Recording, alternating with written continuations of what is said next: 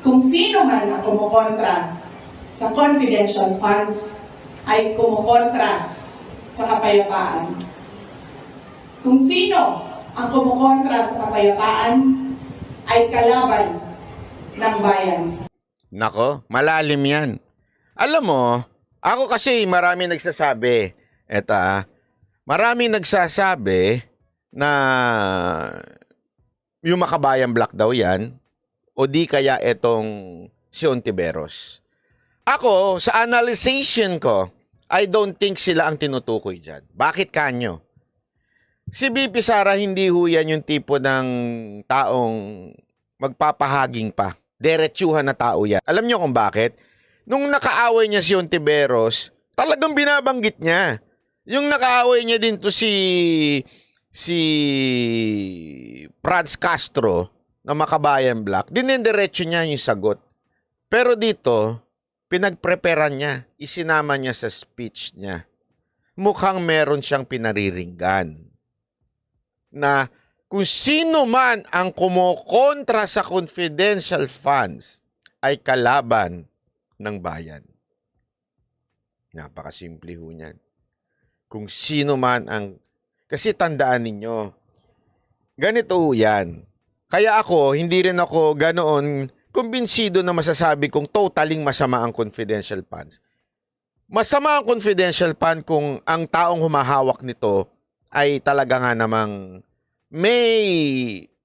merong issue ng korupsyon, may issue ng hindi mapapagkatiwalaan, 'di ba? 'Yun, maaaring masama. Pero hindi rin naman totally. Alam niyo kung bakit?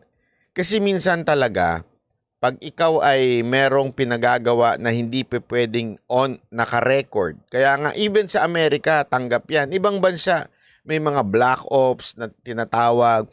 Tanggap 'yan sa mga agent na hindi mo kailangan sabihin, 'di ba? O napanood nyo yung kung papaano hinuli yung si Bin Laden na sa Netflix, yung documentary, yung grupo lang na pinadala. Wala, off the record. Kaya nga sabi sa kanila, pag kayo na-trouble dyan, iwan kayo. Bahala na kayo sa buhay nyo, ganun. Sabi ko nga, pambihirang mission to. Tapos, may dala-dala silang pera na ang laki. Talagang para suhulan yung mga taong nakapaligid doon. Which is, hindi rin dineclare pa yun at that time. Na-declare na lang yun nung na-discover na lang yun, tapos na yung administrasyon na nag-handle nung operasyon na yun. Kasi ganyan na napaka-importante. Diba? Napaka-importante ho niyan. Halimbawa, bigyan ko kayo ng halimbawa. Yung mga eskwelahan na sinakop ng mga rebelde. Naalala niyo 'yon? 'Di ba lumapit pa sa amin 'yon? In-interview pa namin 'yon sa radyo. As in, kinwento pa noon sa amin kung ano talaga nangyayari. Eskwelahan ng sinasakop ng mga rebelde. Alam niyo kung bakit? Because hindi ho kayang magpaaral ng DepEd doon. Kaya yung mga lumad natin na kababayan doon, yung mga IP natin, no choice sila kung hindi mag-enroll doon. Kaya nga maraming sasabihin na bakit noon wala namang confidential? Yun na nga bakit noon walang confidential fund? Kaya tuloy, ang daling ma-penetrate ng mga rebelde. Kasi alam nyo, ganito ho yan Bigyan ko kayo ng halimbawa Ito sa akin lang ho ito Ito maaaring mali, maaaring tama. Pero sa akin, effective. Bakit kanyo? Ito. Halimbawa sa aking grupo, hindi ako kini-question ng mga talent ko kung magkano ba ang TF. Kasi wala naman silang pakialam doon. Meron akong commitment sa kanila kung magkano ibibigay ko. Meron akong binibigay sa kanilang amount. At masaya naman sila at lahat libre. They cannot question me on how much ako maningil. Okay? Pero, sa totoo lang, personally yung assistant ko na si Toto, yung assistant ko alam nga yung TF. Minsan nga nasasabi niya sa akin, Sir, paano ka kumikita? Sabi ko, alam mo, minsan talaga papalugi ka. May mga show na papalugi ka, may mga show na doon ka na lang babawi. Ganon talaga ang negosyo.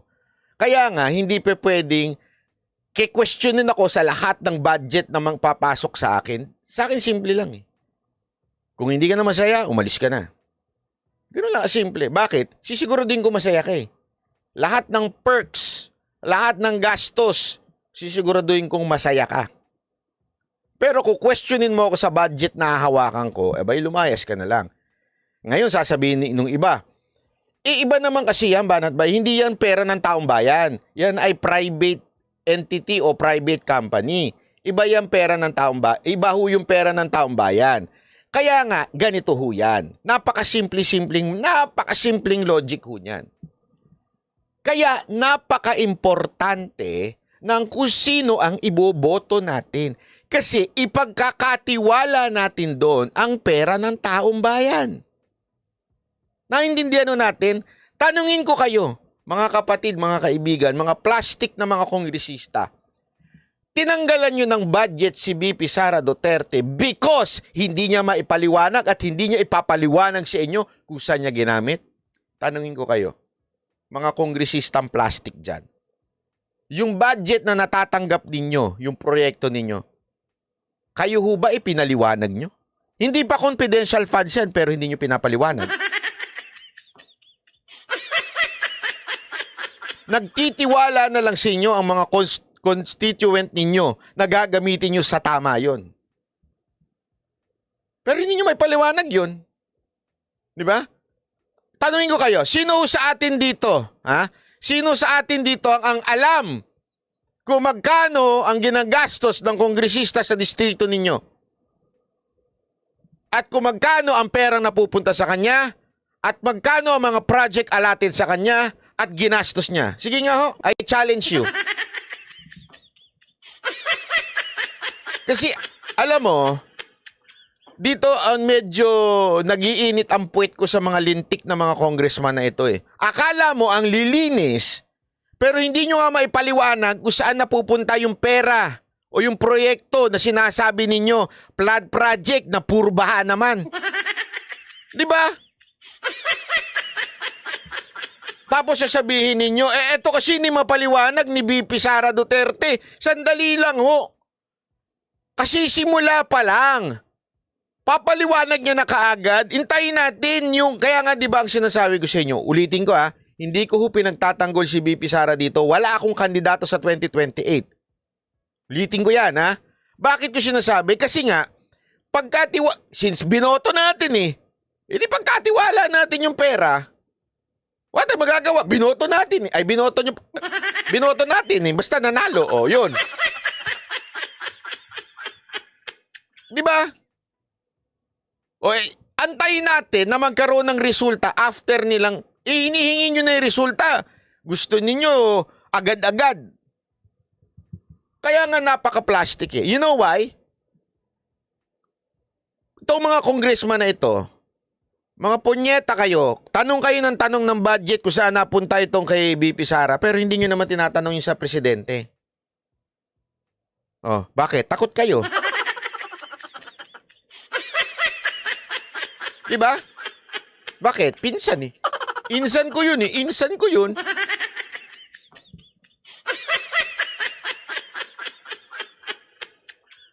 Oh.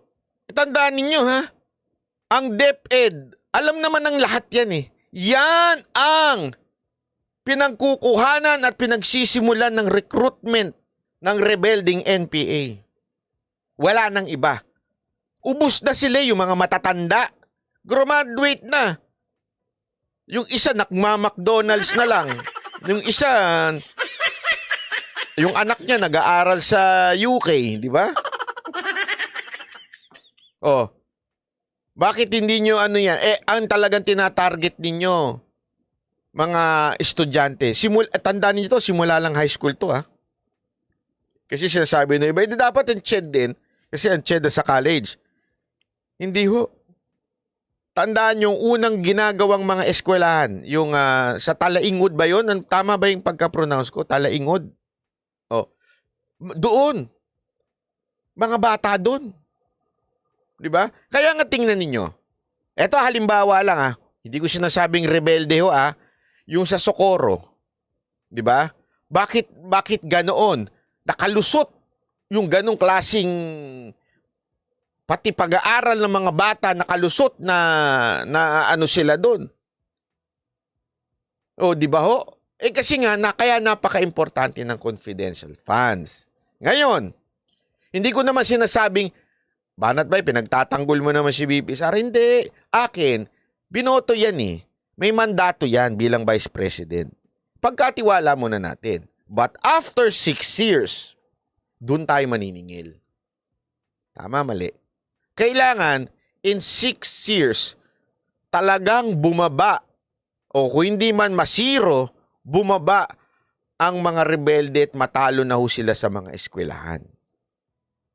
Bakit nga? Di ba sinasabi nga nila, nagagamitin nila yan para sa kanilang hindi naman nila diniretso pero sinasabi nila pang spy, pang ganito, at saka pagtatayo ng mga education sa ganyan-ganyan. Sa akin, wait. Let's give her a chance. 6 years. Then after that, kung wala siya nagawa, doon natin siya singilin. Diba? Kasi ito Diba, pinaliwanag ko nga sa inyo yung confidential files niya sa Davao. Importante yun. Kasi iyan ang pinakatawiran ng mga rebelde na nasa Mindanao. Davao ang kanilang talagang dinadaanan, kinukuhanan ng mga supplies. Kaya meron silang confidential funds. At ano resulta? Sa Mindanao, eto walang biro ito Hindi ko naman sinisiraan yung ibang mga lugar sa Mindanao. Maraming magagandang lugar sa Mindanao, in fairness. Pero, isa sa mga masasabi kong napakamapayapa at takot ang mga rebeldeng maghasik ng lagim sa Davao. Although, hindi naman perpekto. Nagagawa pa rin po nila yon. Kasi nga, sabi ko nga sa inyo, hindi naman perpekto. Walang perpektong gobyerno. Pero, ang importante, nagagawa ho nila yon. Kaya nga mapayapa ang Davao. Compared sa ibang mga cities ng Mindanao.